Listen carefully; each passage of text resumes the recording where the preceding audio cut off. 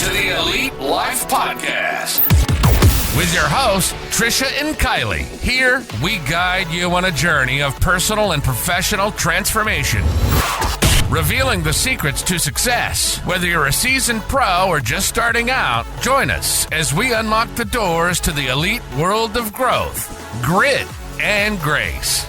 So, let's dive in.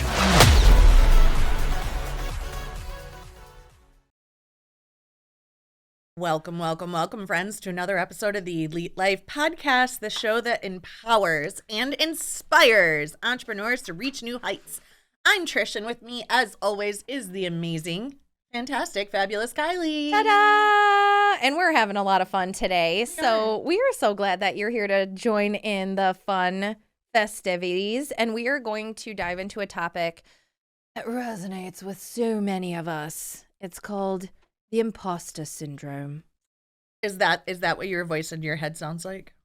I feel like that's like my documentary voice. If I ever did a voiceover on a documentary, it would be like, and today the girls, they gather to record their podcast, and it is in this beautiful setting in the house. I don't know. That was a crappy audition. Anyways. Back to it. It's that nagging voice in our head, this imposter syndrome that tries to tell us that we are not good enough. And it's a lie, y'all. It's a flat out lie. Yeah. But it is a struggle that most entrepreneurs face. Like, if you go through growth and you are successful, like, you will likely, probably 99.9% of the people, face feeling imposter syndrome at some point in time. And it's really crucial to remember, like, that doesn't define our journey or limit our success. It is a moment in time. You have to recognize it. You have to realize it. You got to get through it and get over it. Yeah, and there's a difference between, like, being fake and just being in a new space in life that you've never been in before. And if you're like Trisha and I, and you come from what we will just dub as humble beginnings, coming up to levels where you are operating at a space or you're earning at a space, an income level that you've never earned at before, and now you are obviously running in circles with people who who are upper level people, high performers. That's the word I'm looking for. So sometimes it can be very intimidating to operate in those spaces. And that's why we wanted to put this show together for you, because we know that you are going to crush 2024 no matter what it is you're working on. And we want to help you work through this issue. Yeah. So that's one place to start, is by recognizing our achievements. Like, boom. You have to take a moment to celebrate how far you've come.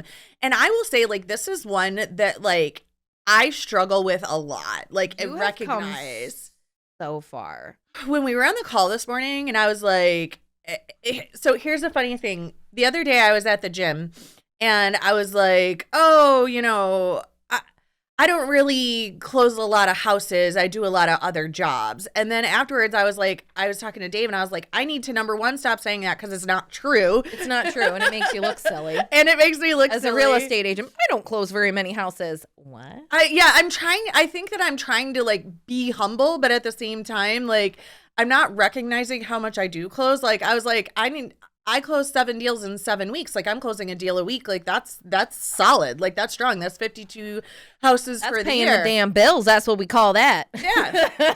I mean, you're closing 52 deals a year. You're going to be into the 7-figure earning space. And, like, our company has been closing 7 figures for a long time.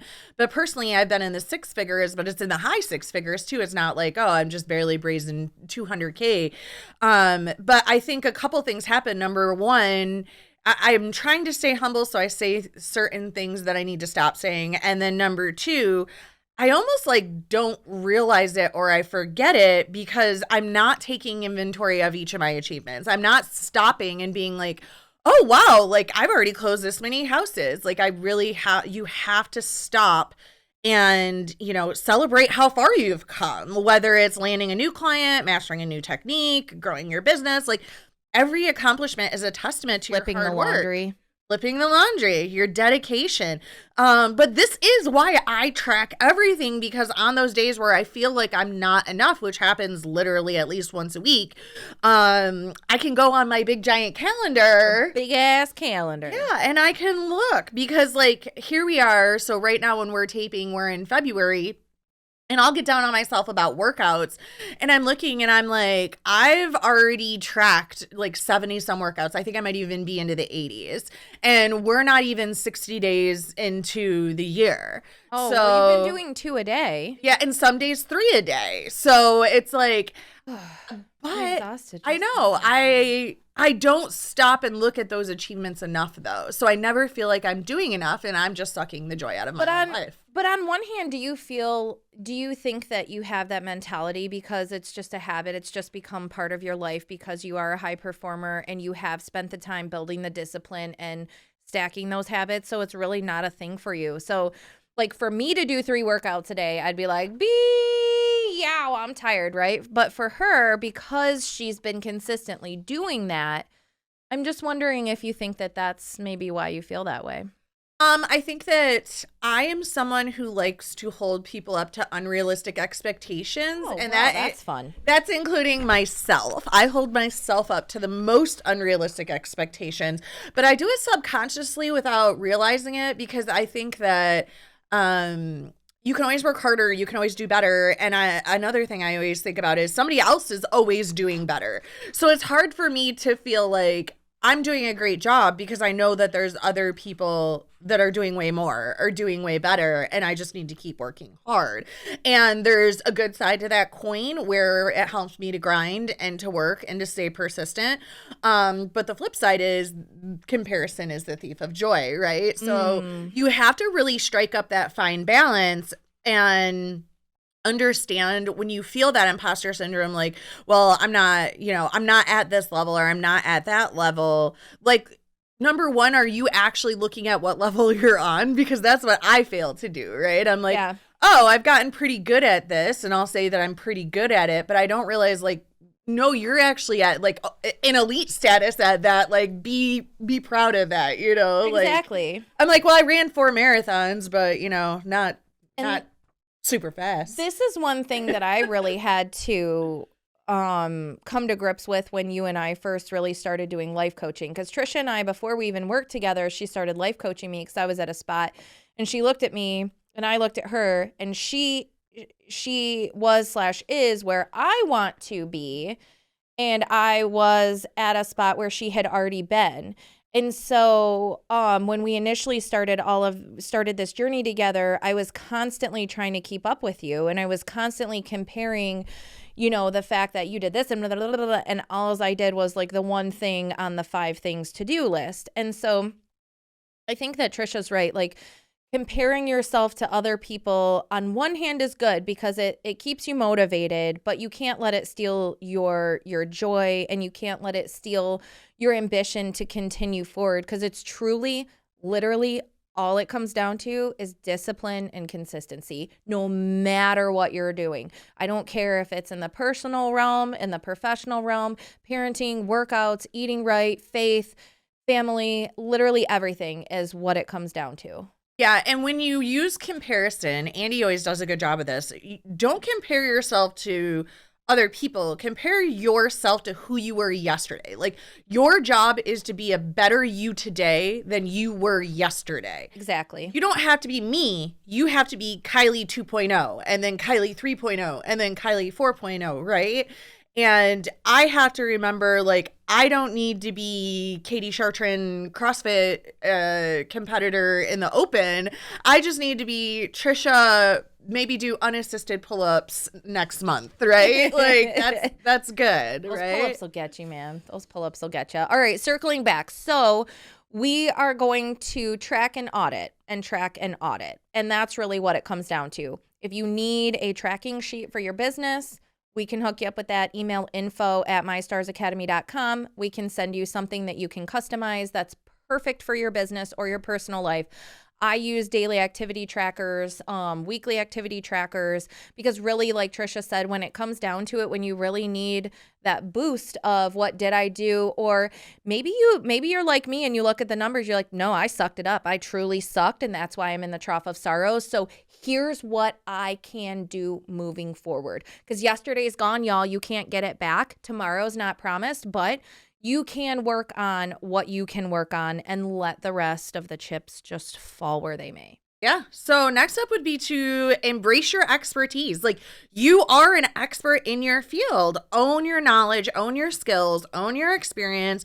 And remember, like, you didn't reach this point by accident. You put in the time, you put in the effort, you became the trusted professional in your industry. So you have to really shift that mindset, and instead of dwelling on self-doubt, focus on your gratitude, focus on your positivity, like practice your affirmations, and make sure, like, this is like the number one most important thing, make sure you're surrounding yourself with positive, supportive peers and ones that like regularly remind you of your strengths and don't suck your joy. Like, I've had to have some hard conversations with family members. Oh, recently. hi, I'm Kylie. I'm one of those people. You're not who I'm referring to. Oh, really? You've had harder conversations with other people?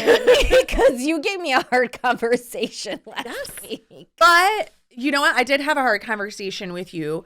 But it's because, and I had hard conversations with them because of the negativity factor. And I'm like, look, like for them, for the people that I'm thinking of, I was like, I'm setting these boundaries in place. Do not talk to me about X, Y, and Z anymore. If you want to talk to me about how I can help move your business forward, how I can help you with your website, how we can read this new book that talks about something great. How like we if can it's plan a family reunion. Yeah, if it's a positive activity and a positive conversation, I'm here for it. But if you want to just dwell on negativity and you'll never believe what she did and what happened with him and her and him and her, nope.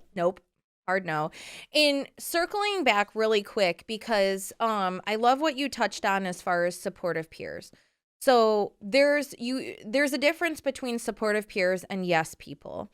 So Trisha is one of my supportive peers because she does not always tell me yes. Like we just talked about, we had a very hard conversation where I was doing something not the right way, and she called me and she's like, I love you so much. You're screwing this up. Just stop. Just stop it and don't ever do that thing ever again. But what I learned is Trisha took the reins and showed me how to handle this obstacle in the future. So your supportive peers should not just be, you're doing great. You did this, you did that, because people who actually support you and love you, if you're overweight and you need to be at the gym, they're not going to be like, oh, give yourself grace, eat that pizza. They're going to be like, get up and go to the gym. Like, let's go together. Let's go for a walk. That's the kind of support. Like I had a friend of mine call me. She works for another real estate company and she runs the property management division. And she is at a spot where she's at her wit's end. She's not enjoying the experience and the way that the company is going. And she's like, I might want to start my own company, but I'm afraid, like, what if this happens? What if that happens? And it was literally the conversation that I had with you 3 or 4 years ago. And do you know what I did? I told her, I said, listen, you have to do what's best for you. Here's the best tips I can give you. Number one, you're obviously on the fence about a decision. Put a deadline on the calendar. Invite me to the deadline on the calendar so that I can hold you accountable. Because the people that are going to support you and actually help you are people who are going to hold you accountable, and they're not just going to be yes people. Yeah, absolutely. And when you are on the other side of that coin, I just want to give you a little tip because one of our agents, I told her she has to turn in her business activity trackers on Sunday.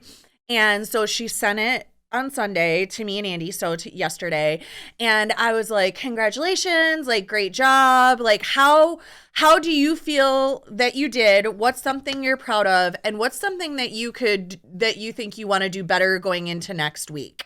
So number one, I gave her encouragement and gave her pride and praise, right? Number two, I asked her to assess if she felt successful or not, and to make her know what is something you're proud of and then what is something that you want to do better. So instead of me looking at it and saying, this is garbage. Yeah, you failed here, like you're awful, right? But at the same time, I didn't just like plop a heart on it and like move on. I made sure like I gave her that positive feedback, so she wants to do it again. I asked her about it so she could really sit and think about it. Yeah. And even if her response didn't align with how I felt, I was like, those are great points. I can't wait to see your success in the future. Also, I noticed that you didn't get any scripting in last week. Make sure that that's something you make a priority this week, because that's something that is a push goal that pushes everything else in your process forward. Absolutely. If you don't practice, you're not good on the phones. You're not good on the phones. You don't get appointments. You don't get appointments. You don't get contracts. You don't get contracts. You don't get closings, right? Like that's a push. You don't get paid. Exactly. So making sure like, yes, that you're not just being around yes people, but also that if you are on the other side of that, that you are an encouraging force for Absolutely. people. And so one more thing I want to touch on really quick is a lot of this imposter syndrome can come up when you are new in a field. So when I started real estate, I was terrified. I was so terrified that someone would ask me, well, how long have you been in real estate? And then that would be a deciding factor on whether or not they work with me. And no one, aside from like casual, like kid birthday party conversations, I've never been on an appointment with a buyer or a listing agent and had them ask me how long I've been in business. No. And you know why? Because you lean into your coaching and training as your experience, right? So you may not have been doing this for 20 years, but if you really paid attention when you went through STARS training and you really dug in and you show up at the coaching calls every week and you show up at the training every week and you do all the things you're supposed to do, then you probably have more experience at this point in your mind than some people do that have been in the business for 20 years and have never ever taken one coaching session or one class or anything of the sort, and they go online and they just pay to get that Con Ed certificate. They don't actually learn anything. So you have to remember that years of experience do not equate to knowledge or great experience for the client. You also can lean into your team, and that's one thing I tell my agents a lot. Like, if somebody ever does ask, like, well, you know, how long have you been a realtor? And your response is, well, actually, I just finished my training last month. So you're one of my first few clients that I'm taking solo. However, I'm never alone because I work on a team. So my broker, my mentor, and our growth and development manager, they all work together with me. So you have over 20 years experience backing every single deal that is done in our office. Absolutely. So you lead into that coaching and you lead into that experience you've got in the classroom and then the experience of the people on your team and utilize that.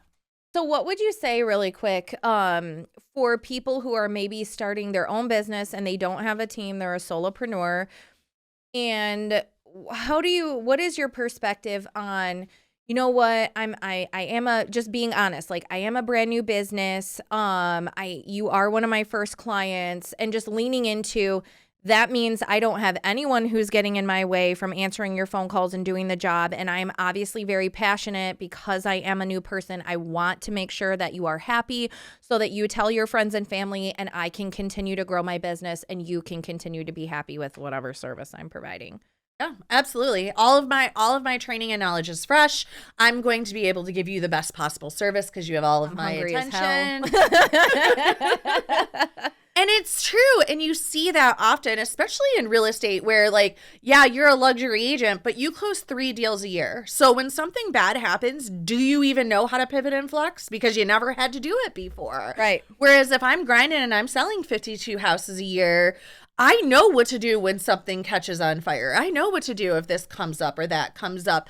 And if you are a solopreneur, like you said, you're giving all of that time and attention. You're working extra hard to make yourself the best possible you can be and make this experience the best one that it can be, because every one in the beginning counts 10x, because you need those good reviews and you need those good experiences. So absolutely. Great points to bring up. I love it. So the other thing I want to point out that I've actually really enjoyed, which I honestly didn't think I would, is we joined the Waterford Chamber of Commerce when we opened up our OC office, our Oakland County office in Waterford. And that has been an amazing way to network with other entrepreneurs, get involved in the community, and just a really great way to build our brand. Because yes, we sell houses, but our brand is yes, we sell houses. Our brand is what we're giving, what we're providing to people. Is this making sense? So like, if you are, like if you're just starting out, this is a great way for you to get involved. And in the end, like, of course you're selling the skill or the service that you're providing, but first and foremost, like I've said, you're selling yourself. So getting out there and meeting people so that they can see like how amazing you are and how willing you are to, be partners and make things work and things like that. It will take you so much further than you could imagine. I mean, imagine if you go to one of these chamber meetings and, you link up with, like, let's say you're in real estate like us and you link up with a church. Well, maybe this church, the last one I went to, they are expanding, they're buying houses, and they're buying these houses to help people, like women in distress, women and kids coming out of domestic violence situations. They're helping young men who maybe, don't have parents, things like that. And you're able to make these connections, and these are deals that I'm going to help these people. It's just so amazing. Join the chamber. Join the local chamber. Well, and I think that for me, I will say that a lot of the times I feel the imposter syndrome come at events, networking events and other events where there's lots of people. And it's like this fear of, what if I say something wrong? Or what if I do something wrong? And so you're alone on that, because I usually do not worry about what comes out. I know, but one thing I want to share that I've shared in the past before is like, it's important to remember, and this almost sounds rude when you say it, but like, it's important to remember, like, you're not that important. Like, Truth. Everybody isn't staring at you. Nope. Everybody probably isn't even actually listening to you. Everybody's more worried about themselves. Like, everybody's so much more worried about themselves than they are about you saying something wrong, you looking wrong, you having broccoli in your teeth, like whatever the case may be. I felt this so hard when I was in a boot, like one of those walking boots, and I would still go to the gym, right, to my CrossFit gym, and it cracked me up that I would literally sit and talk to somebody for like 7 minutes, and they would not notice that like I had a giant boot on my leg, and then they'd be Why like, are you here? Yeah, and then all of a sudden they'd be like, oh, what happened there? And I'm like, you've literally been sitting here like staring at me from across the gym and not even noticing this big giant thing on my leg, right? But it went to show me, like, if somebody doesn't notice a giant boot on your leg for over 20 minutes, they probably definitely don't notice the stain on your sweatshirt, if you have lipstick on or not. The fact that you excused yourself to go potty when you are in a room full of grown-ups, because that's what happens to me all the time. I'll be like, especially like if I'm on a show, I'll be like, hold on guys, I have to go potty. And then I'm like, you're a grown up. I'm going to go use the restroom, because we're all grown ups. Yes. So, and you know what I found? If you lean into those moments where, like, if you do say something, so long as it's not like off color and offensive, but like when you do say something that might make you feel silly or, feel underdressed, for lack of a way of putting it, sometimes the best thing I've done is just point it out and be like I just said, like, oh, we're all grown up, so I'm going to use the restroom. Just like point it out, everybody has a laugh, and move on. Yeah. And people don't think about it like 5 minutes later. Like after you leave the networking event, guess what? Nobody remembers anything. And I want you guys to go back and listen to our episode about don't be a weirdo and having good conversations. Because another thing, like if you're feeling imposter syndrome, like when I was in Real Producers, I was like all stressed out about going to a networking event for them, because it's like all the top producers in the counties, and I'm thinking like, well, I'm not as good as them. Okay, number one, I am, or else I wouldn't be in the freaking magazine. There you go. Number two, like none of them care about anything but themselves anyways, right? Like I'm not that important. Nope. And then number three was, when I get in a conversation, I can just ask them questions and they'll just get excited to talk about themselves and it won't be about me anyways. So like there's so many good ways to like get around that imposter syndrome and that fear feeling so that you can really leave shining, right? Absolutely. Well, I hope that this was super duper helpful for everybody. I really enjoyed having this chit chat with you because, again, I know that you guys are rocking 2024 and you're getting yourself in uncomfortable situations, not for the wrong reasons, but for the right reasons. Because like we've said before, uncomfortable equals growth. And so when you're in these spaces, just remember, you are as good as you are. Lean into your skills, lean into your team. And if all else fails, just focus on someone else. And don't forget to subscribe to the show. Share it with a friend. Like it. Leave us a love note. Yeah. Know you want to. And keep coming back. Yeah, we drop fresh content every Thursday, so we'll see you next week. Bye. Thank you for joining us today on the Elite Life Podcast with Trish and Kylee.